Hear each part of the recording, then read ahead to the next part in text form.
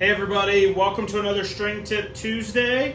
Today I'm going to show you how to install mains in a tennis racket and kind of go over the procedure and a couple important things as you're doing your mains.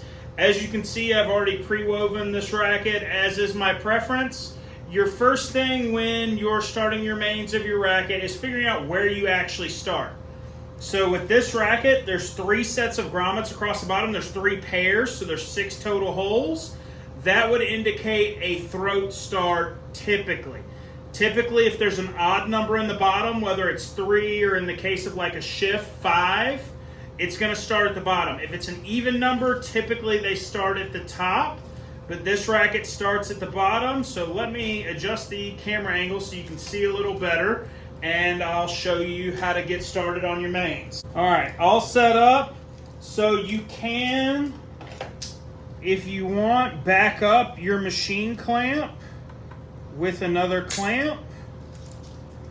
When you pull your first main, I just typically hold the clamp in place and don't really worry about backing it up on a Biardo because I think the machine clamps are great. And I will pull tension on my first 4 mains on the one side.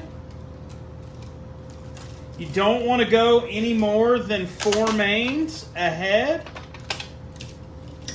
1, 2, 3, 4. 4 mains ahead, because you don't want to unbalance the racket. If you unbalance the racket, you run the risk of warping the racket, changing the head shape, changing the playability, and even possibly damaging the racket. You certainly don't want to do one entire side of mains and then switch to the other. But for me, I go 4 ahead as a matter of preference. So now I'm caught up.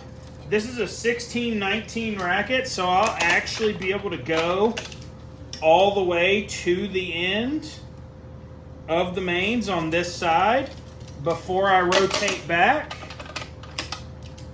to pick up the other side that I started at. Going 4 ahead in a 16-by-19 just allows for the ability to only have to switch sides of the racket 2 times. You do the first side to start, switch to the other side, and finish those mains out, and then you switch back. So there's only 2 switches. You're not going back and forth all the time after the first couple mains. You're not doing like 2 ahead and then 2 ahead and having to switch back and forth. It's an efficiency thing, and it's something that I was taught as a tournament stringer to do. And while you'll see varying opinions on it, if we were taught to do it as tournament stringers, it's not going to damage your racket. You're not unbalancing the frame. You're not going too far ahead, especially with a modern racket. I mean, they're just generally more well-constructed and a lot stronger than they used to be.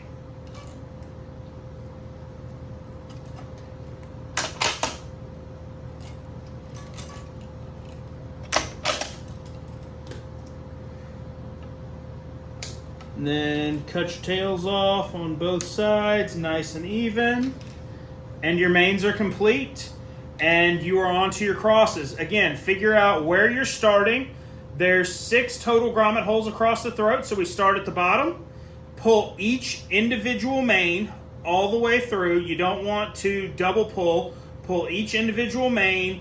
You don't want to be more than 4 ahead at any given time, which with a 16-by-19 racket, you'll run the first 4, and then you'll be able to run the entirety of the other side because it'll total 8, but you still have 4 here, so you're only 4 ahead, and then you'll be able to finish off this side. You just got to know what your skips are and where you're tying off as you're running those mains. Thanks for watching another String Tip Tuesday. If you have any questions about how to install mains in your racket, please reach out in the comments. Let me know. I'd be happy to help. I'd be happy to make a video explaining my technique or a technique if I know something that somebody else does that maybe I don't do, but is still pretty solid. But thanks for watching. See you guys next time.